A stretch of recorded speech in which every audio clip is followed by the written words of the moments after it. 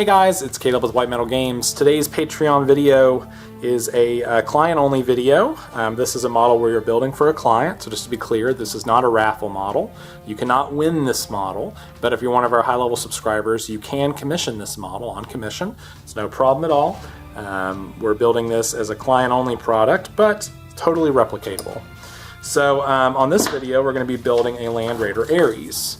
Now the Ares is kind of an interesting model. It's a combination of a standard Land Raider with twin-linked heavy flame responsons and a Vindicator front. And although it's hard to see here, it also has kind of this top panel from the Vindicator as well. So essentially it's an amalgamation? I don't know. It's a combination of the Land Raider kit and the Vindicator kit. So it's an interesting little kit bash. It provides a lot of unique challenges, and I've never built one, so this will be kind of interesting. So to make this thing work, essentially we're going to be combining the kits from a Land Raider and a Vindicator, making it a fairly expensive conversion, except for the fact that the Vindicator also can double as a Rhino or a Razorback. So really the upgrade options for the Vindicator run about $20. Now the interesting thing here is that we want to use the Lascannon sprue to be able to build these. So we had to buy a standard Land Raider and then get the assault cannon elsewhere. We happen to have a spare one of those in house, so that wasn't a problem. But generally, one Land Raider kit will not give you both options. So my suggestion for people moving forward would probably be to buy the Redeemer kit and then to use that as their basic Land Raider, and then just combine the Vindicator options. But for today, we're going to do something a little bit different. I was lucky enough my bits box had what I needed, so it'll be fine. So in addition to the Land Raider and the Vindicator kit, we've gathered some extra bits, and we're going to go through them one by one. So the most important bit are probably these heavy flame responsons. Now these are actually the front of a Hellhound cannon. So if you take a close look at these, I think in the view here, this is actually not bad at all. And our general plan here is to use these heavy, these Redeemer cannons from the Redeemer kit, and basically to trim these off around here, because we want this hosing. I actually like the hosing quite a bit. And then to mount these kind of like this. So we could mount this as a separate nozzle, or we could mount it here at the body. Now if we cut it off here, the advantage is we get these really nice barrels that we can use for something down the road. So that's my general instinct, is to do something like that. One of the problems this does pose is that traditionally on the back of the Land Raider Redeemer nozzle, these Hellflame cannons or whatever they're called, you traditionally have this mount that comes in here that attaches to a Promethium feed on the other side. But we don't want to do that because we want to make this twin linked, so we need to have both of these kind of like this, basically, for all intents and purposes. We need to have them facing forward. Let me put this other one on there so you can get a full scope of what we're going to do. Alright, great. So essentially what we've done is we've inverted these. Normally they're the other way, or these things. Normally this mounts to the side on this side. It comes around the side here and it mounts. So this poses an interesting problem because of the fact that we will essentially need to assign some sort of fuel canister to the back of this.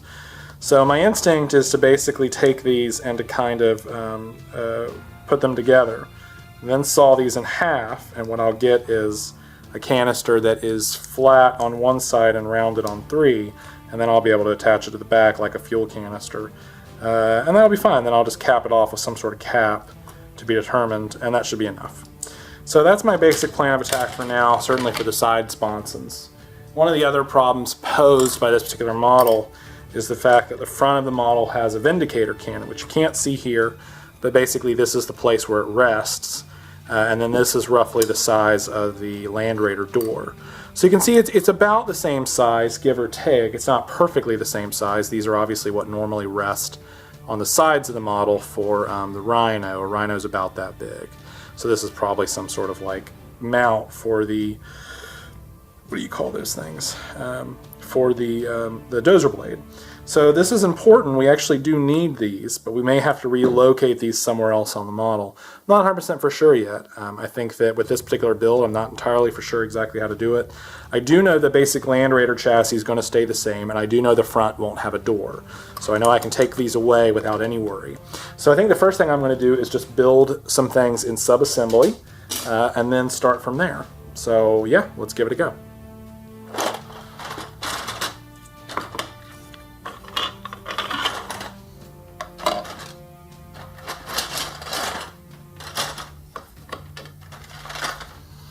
So to start out, I'm just going to start by building the Land Raider chassis. I'm going to probably build the sides and the middle and the back, but then I'm going to leave the top and the front off so that I can adjust it for the Vindicator portion. So the nice thing about the Land Raider chassis now is that you can basically build them like this, mount your tracks. We know the tracks are going to stay the same, so there's no reason not to do that. So yeah, I'm just going to start with that. Okay, so it's worth noting that the treads are a lot easier to build than they used to. I don't know if anyone remembers back in the 80s when these tanks were coming out, but all of the original track assemblies were single tracks like you see in the middle right there. So it would take hours for you to put them linked together one by one at a time. This is a way better way than it used to be. Overall, these things just go together right in line, just one after another, 1 through 12, or whatever the number system is. It is worth noting that on traditional Land Raiders, if you want to make painting a little bit easier, leave your tracks off. Keep them on the sprue, paint them black, and then dry brush them silver on the sprue, and then just glue them on at the end. That way you don't have to worry about blocking your tracks in when you're painting the regular vehicle. You can't do it on a conversion like this because of the fact that we literally covered up quite a bit of the track with the forward assembly and the shielding. But on traditional Land Raider, you could save some time if you wanted to do that, and then just do your final assembly at the end. So I get the sides of the Land Raider assembled, and now for this next part, I'm thinking about the front of this Vindicator, and I want to make sure it's going to fit between the bodies. So I think that the logical choice here is probably to go ahead and build this next section. So if I build the Vindicator cannon, build the dozer blade, then I'll have a very good piece that I can actually fit, dry fit to the side of this Land Raider. So that's what I'm going to do next. Okay, so I start to assemble the Demolisher cannon here. The most important part about this, I mean really there's nothing fancy about the Demolisher assembly. I'm just putting it together the way the instructions specify. The most important part here is to make sure that firstly that it fit in between the Land Raider sides. I wanted to make sure that it fit appropriately. I knew there was going to be some gaps, but I was more concerned that it would be too wide, especially with what are basically headlight assembly pieces there on the side. So once I get the basic Land Raider chassis put together, I'll be able to size this out and make sure it fits appropriately.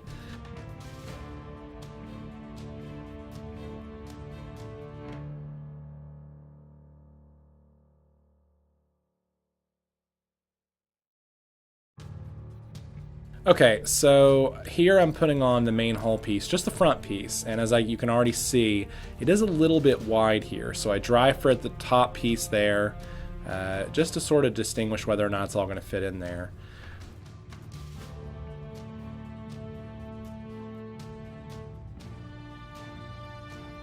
Here I'm assembling the dozer blade for the front of the Demolisher, which will now go on the Land Raider.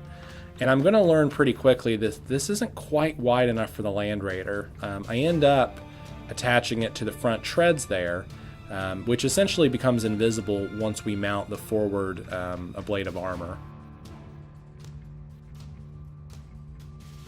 So here you can see I'm mounting the Demolisher cannon, and I'm starting to see the problem areas where it's going to be a little bit wide on the sides there. So after doing several more dry fits and testing it several more times, I finally make the decision to go ahead and saw off the sides of the Demolisher cannon chassis so that it will fit into the gap.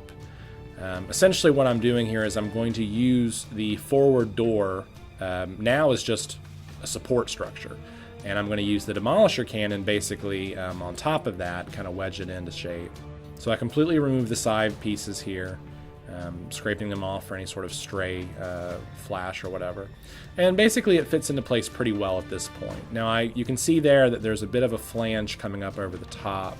That's where the assault cannon is going to rest, and this is going to become a problem here soon because of the fact that the assault cannon's not going to have proper clearance, and now I'm starting to learn that. So I debate whether or not I want to leave that flange on there and kind of make it like a shield for the assault cannon, but ultimately I want the mobility of the assault cannon. I want it to be able to position wherever I want it. So I go ahead and assemble the assault cannon. Basically, once I have that fully assembled and ready to go, then I'm going to be able to dry fit that with the Demolisher torso and then make a final decision about where I want to cut it. So I use a razor saw, cut that off nice and clean. And basically once that's done, then I have the final pieces for dry fitting. I also go ahead and use a little plastic glue to seal up the front door. Alright guys, so here's where we are, and like with most conversions, you get to the point where you realize you've made a small mistake and you have to figure out a better solution. So the place we're at right now is that I'm realizing that on the target picture of this model, now bear in mind this is not what the client presented. The client asked me for a Land Raider Aries, and I thought that these were part of the Land Raider kit automatically. They're actually not. This is actually a reinforced armor kit from Forge World, which is interesting. Now, I don't think that the default Land Raider has, or the Aries has reinforced armor, so I don't think this is a deal breaker. I think that the basic notion is that it doesn't have to have that. If I was to order this now, it'll take a couple weeks to get here, it'll delay the project, and it'll cost more. None of which I think would be satisfying to me or the client. So I need to come up with a better solution. The only real reason to have the armor on the front, in my opinion, is to mount this thing here, because right now it's just sitting there in no man's land. So there's really, I think there's two arguments to be had here. One argument is that I could pull these mounts out to the sides and mount it that way. Essentially, this thing is basically as wide as the track. So if I put it on the outside, I could space it that way and bend them out, and that would be okay. It's not my preferred outcome. What I'd like to do is keep this centralized where it is, because it mounts perfectly for where the cannon is going to be. So my goal is to leave it there where it is in the center. So now I have to come up with some sort of option for these, and because I bought the Land Raider kit, not the Land Raider Crusader, I don't actually have the front mounts here. I thought I might have a spare set of the frag launchers, but I actually don't. So now I'm forced to come up with a new solution. After considering multiple options, basically this thing is going to cover up most of what I would do if I did something decorative. So I really need something kind of simple. So these are some spares left over from the Vindicator kit. Now I was planning to keep these as kind of like a reinforced armor, but the reality is a Rhino and a Razorback can't use reinforced armor, and I don't think a Predator, I think a Predator can take extra armor, but it's going to have sponson, so it doesn't matter. So at the end of the day, these are kind of worthless, other than being aesthetically cool. They look cool. But I noticed that these things fit very, very well over the track mount. So my plan is to cut these about here, and then to basically double fist them, do them one over the other, and then mount this kind of at the bottom there. So that's my current plan. We'll see how it works out. Like most things, you have to try it to see if it works or not. So we'll give it a try. At the very least, we'll have an interesting looking vehicle. I'm going to cut it on the outside here to gain just a fraction more room. I think that fractional lip will look good on the outside. Now with one of these off, I can really kind of look and see if my plan is going to work. And I think it is. I think it's going to be fine. So yeah, I'm going to proceed. Okay, so moving right along, last night after I got everything mounted, I went ahead and used green stuff to go in here and clean up these general areas. My basic goal was to smooth this out and make it as flat as possible. When using green stuff on any kind of flat surface like a tank, it can be really hard to get it perfectly smooth. So sometimes it's a good idea afterwards to go in and just kind of smooth it out a little bit with a knife, just to kind of get any of that rough, raw edge kind of loosened up. Now you're going to notice on this side I've put in a bit of a decoration, and I did that off camera, and I apologize, and I'm going to do the other side on camera so you can see exactly what I did here. So at this point the basic tank is really starting to take shape. I like the direction it's going, and I think we're moving in the right direction.